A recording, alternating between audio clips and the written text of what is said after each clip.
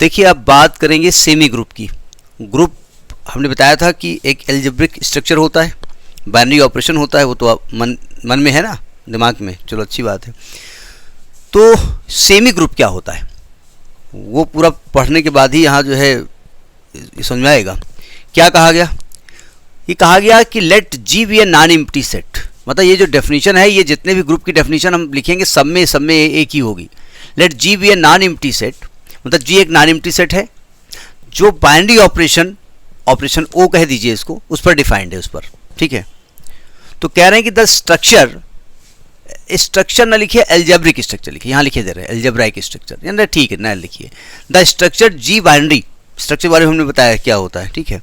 Ji binary is called, इसको हम कहेंगे सेमी ग्रुप, चूंकि यही डेफिनेशन आपकी ग्रुपाइड की थी इसलिए उसी में हम इसको चेंज किए दे रहे हैं। इज कॉल्ड सेमी ग्रुप, इसको सेमी ग्रुप कहेंगे, सेमी ग्रुप, ये डैश नहीं है। If it follows the following properties, कौन कौन सी प्रॉपर्टी हो, पहली चीज तो ये क्लोजर प्रॉपर्टी को फॉलो करें, मतलब G is closed under the operation binary, मतलब बाइनरी ऑपरेशन के तहत G क्लोज्ड है।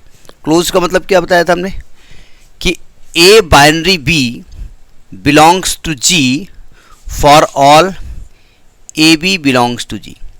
मतलब अगर दो नंबर्स हैं AB जो G को बिलोंग करते हैं तो ऑपरेशन करने पर, उसका बाइनरी ऑपरेशन लगाने पर जो नंबर आएगा वो भी G में होना चाहिए, ठीक है। जैसे मैं एक एग्जांपल के तौर पे एक नेचुरल नंबर का सेट ले लूं और उसमें प्लस बाइनरी ऑपरेशन ले लूं।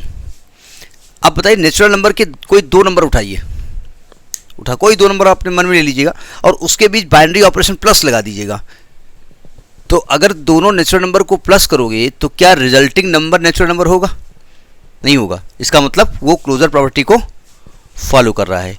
दूसरी प्रॉपर्टी इसकी एसोसिएटिव प्रॉपर्टी को फॉलो करना चाहिए, एसोसिएटिव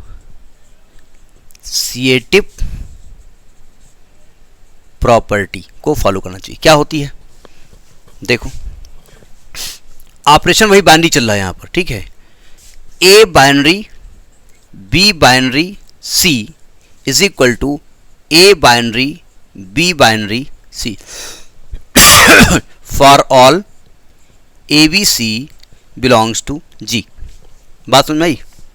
मतलब आप बी और बी सी के बीच में बाइनरी ऑपरेशन लगाइए, जो रिजल्ट आए उसके बीच में ए ऑपरेशन एक को ऑपरेट करिए, या पहले ए बी को ऑपरेट करिए इसके बाद सी को ऑपरेट करिए, result will be the same. इसको कहते हैं एसोसिएटिव प्रॉपर्टी। जैसे मैं इसी एल्जेब्रिक स्ट्रक्चर की बात कर रहा हूँ, अगर आप इसके कोई भी दो तीन नंबर ले लो, 2 3 4 ले लिए, 2 3 4 ले लिए, आप 2 और 3 को प्लस करो, इसके बाद 4 को प्लस करो, या आप 2 + 3 + 4 करो, value will be the same, value same होगी।